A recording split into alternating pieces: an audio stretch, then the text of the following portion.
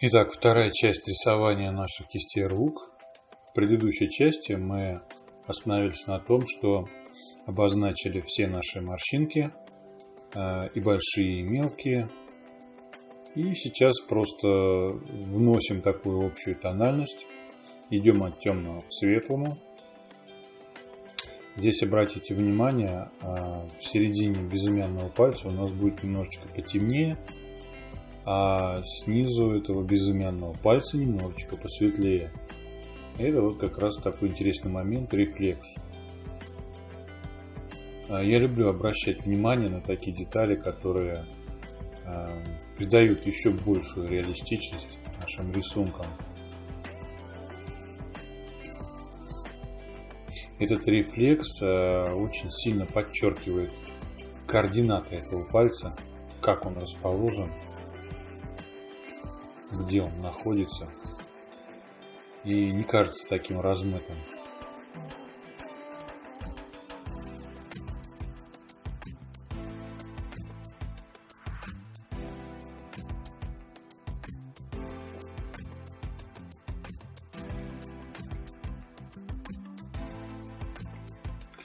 Сейчас мы затонируем все. И тех ориентиров, которые мы уже сделали, будет достаточно для того, чтобы сделать там еще более точную прорисовку. А затем поработаем ластиком, устраним какие-то недочеты, и рисунок готов.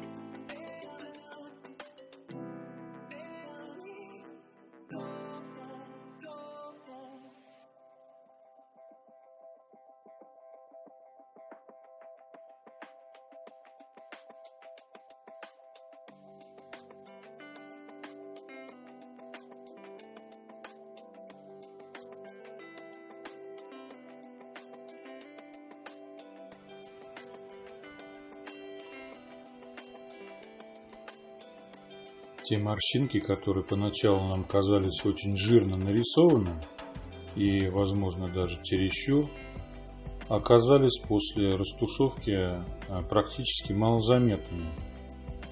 Это вполне приемлемо и очень даже хорошо. Во-первых, их видно, и во-вторых, они не мешают дальнейшему рисованию. То есть то, что нужно.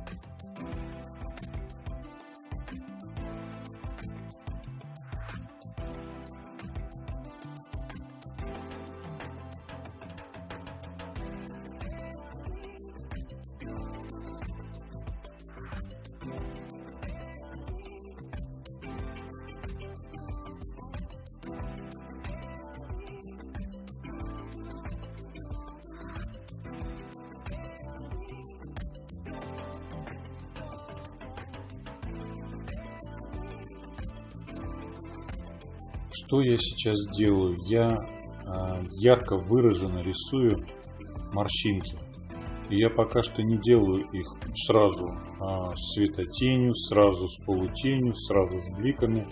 Я сначала их обозначил, то есть нанес фактуру этих морщин, а потом уже прошелся какой-то кисточкой, задал общий тон, и ластиком сейчас мы повысветляем вот эти вот места, где должны быть блики на нашей коже. Если будет слишком светло, ничего страшного, можно немножечко поработать пальчиком и затемнить. Вот так.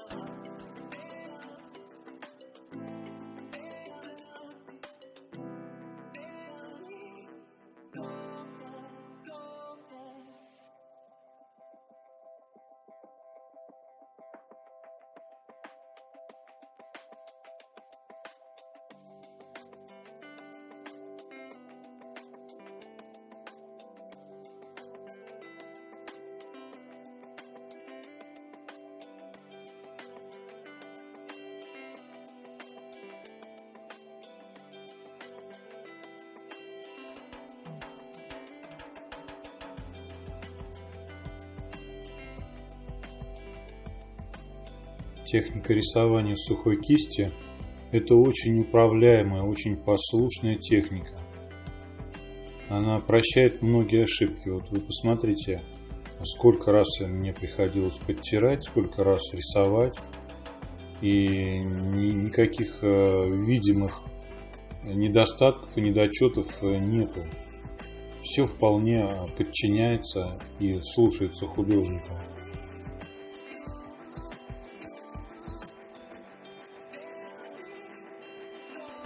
Всегда можно что-то исправить, что-то подтереть, что-то подправить, если, конечно, мы не оставим это на следующий день.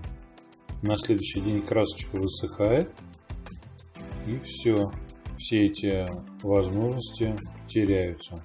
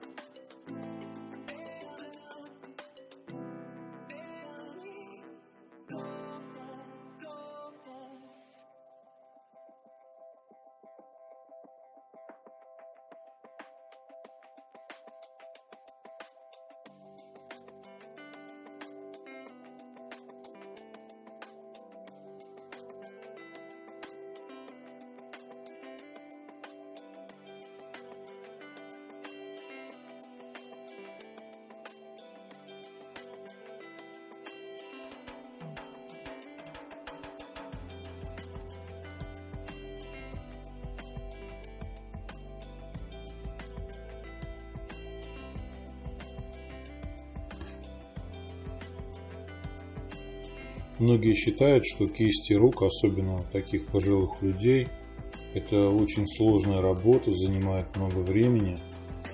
На самом деле, если вы никогда не рисовали, то первый раз, да, возможно, так и будет.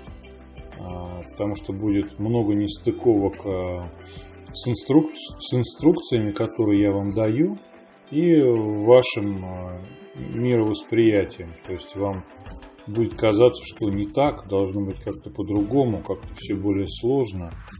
И, возможно, ваш глазомер не будет доверять вашим измерениям.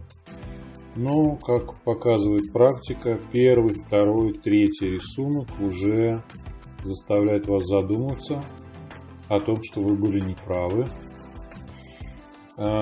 Поначалу будет тяжело и медленно идти, но потом, когда у вас появится такая моторика, скажем, мышечная память к рисованию, это все будет гораздо быстрее.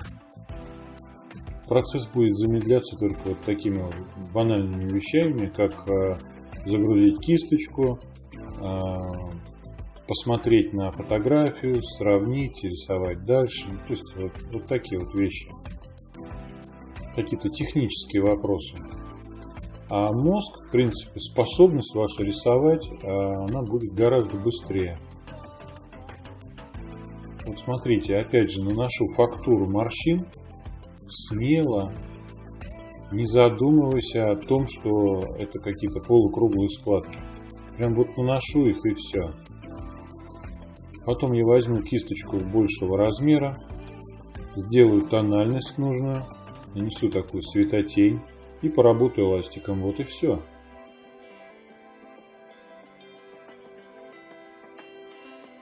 Несмотря на то, что у нас огромное количество мелких деталей, все они все равно подчиняются целому.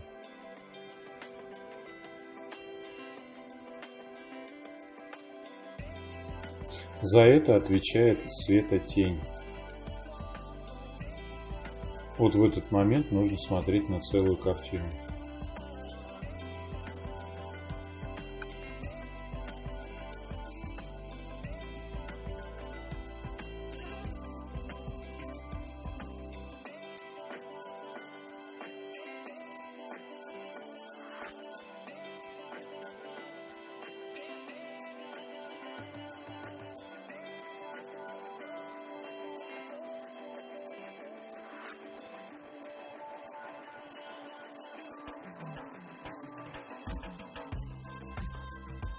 Вот этот процесс, вот именно вот то, что я делаю сейчас, и заставляет подчиняться весь пальчик целой картинке. Сейчас я не смотрю на морщины, я сейчас смотрю на общие тени, полутени относительно всей кисти руки. И морщины меня никак не отвлекают и никак не мешают подчинить все это целое.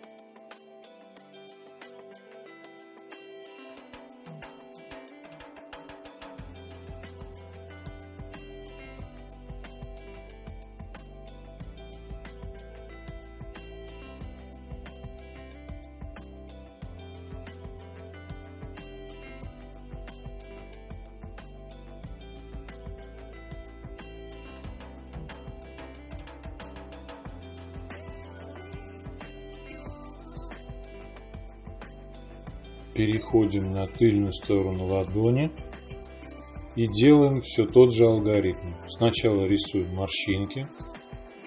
Правда, они более крупные, чем на пальчиках.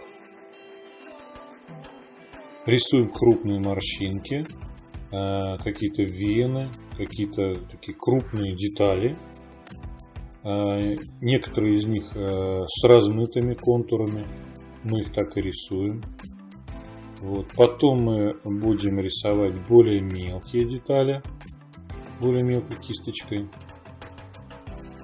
Ну а потом уже будем работать с общей светотенью и с ластиком. Верхняя половина вот этого объекта тыльной стороны ладони, она будет более светлая, чем нижняя. Вот за этим нам главное следить. А все остальное, в принципе, несложно. Просто какое-то время займет. Крупные объекты рисуем сразу на своих местах. Они у нас будут являться не только частью рисунка, но и ориентиром для будущих каких-то мелких морщинок. Мы будем отталкиваться от этих крупных объектов. Я имею в виду косточка, которая у нас выделяется сверху, которую сейчас рисую. Это крупный объект. Вот здесь вот тоже крупный объект.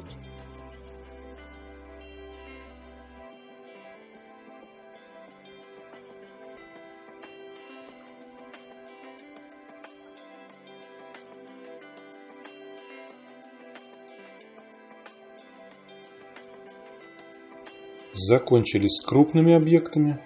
Начинаем покрывать эти крупные объекты сеткой вот этих мелких морщин. Даем коже фактуру. Точно так же, не боясь, такой же мокрой кисточкой.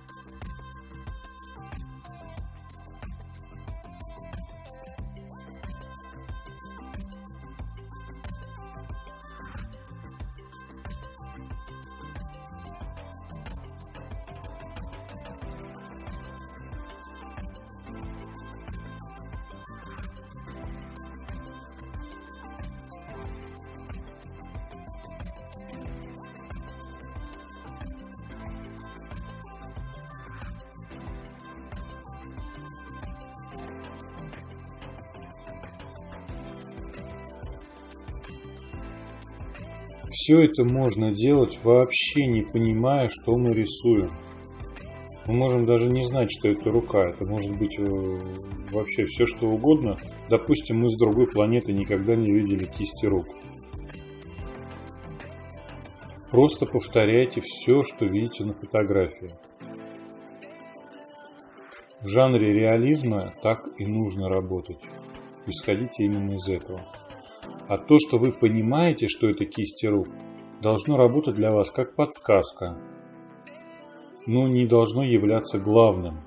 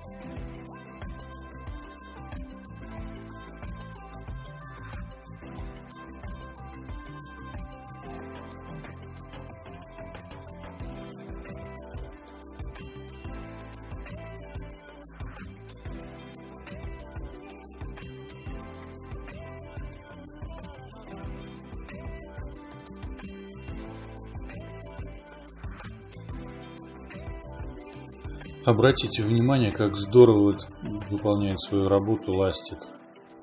Ластик с заостренными углами. Перед каким-то портретом, перед каким-то заказом я всегда их заготавливаю несколько, 4-5 штук, чтобы во время работы не отвлекаться, не терять мысль. Я просто меняю по мере того, как они затупятся и наполнятся краской.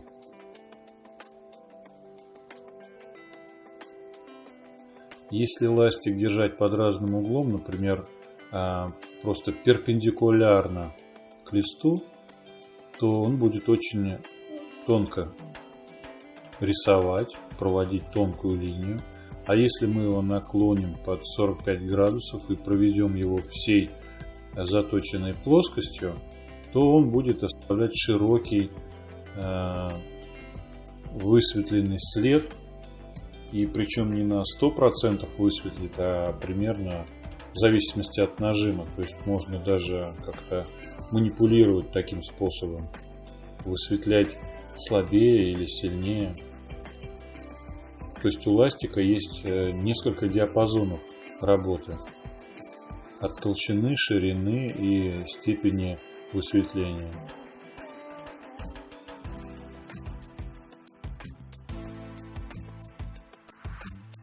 Я высветляю ластиком возле наших морщин параллельно с определенной стороны. То есть ластиком возле морщинки нужно проводить с той стороны, откуда у нас падает свет. Ну или просто нужно посмотреть на фотографии, как там. Мы все делаем как на фотографии.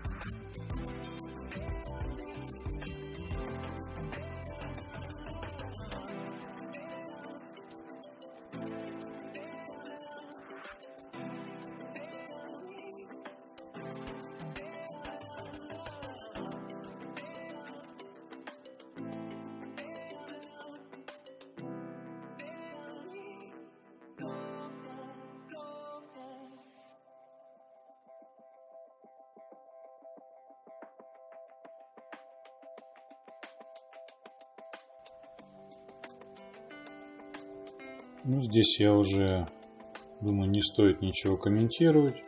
Все по той же схеме, все по той же инструкции. И наш рисунок практически завершен. В конце будет его фотография с увеличением. Можете посмотреть, что получилось. Этот рисунок я не считаю каким-то тщательно прорисованным. Иногда я делаю это гораздо тщательнее, то есть еще более точно прорисовано. Скажем так, это рисунок на скорую руку. Сухая кисть позволяет сделать это еще лучше. Если, к примеру, мы будем рисовать эти руки большими, то у нас появится возможность нарисовать еще больше морщин, их больше станет видно. И самая маленькая кисточка, которую я пользуюсь сейчас, это 2 мм ширина, плоская обрезанная кисточка, она не позволяет рисовать более мелкие морщины. А если мы увеличим картинку, если мы увеличим наш рисунок, то там ей будет где поработать.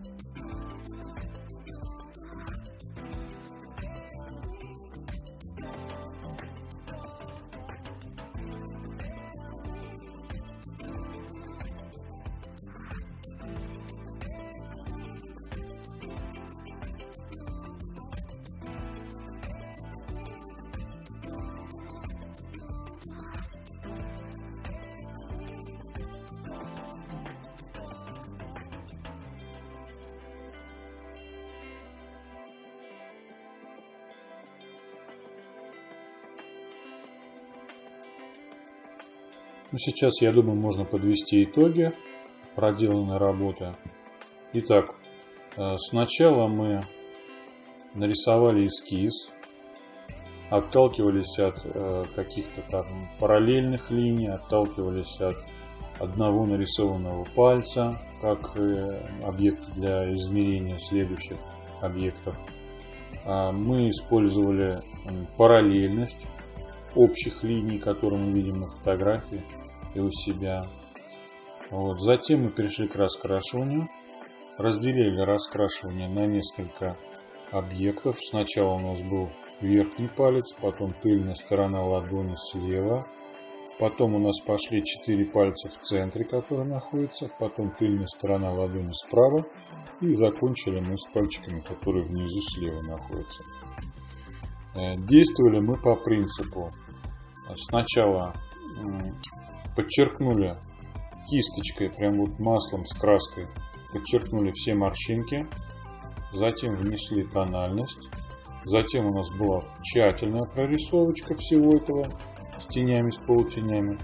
И еще потом помогли немножечко ластиком. Высветлили какие-то места, которые нужно высветлить, блики обозначили. Вот, собственно, весь принцип. Так можно рисовать любые вещи, любой сложности. И не обязательно людей. Также можно рисовать какие-то натюрморты, какие-то сложные бытовые предметы, стекло, дерево. И все будет очень реалистично.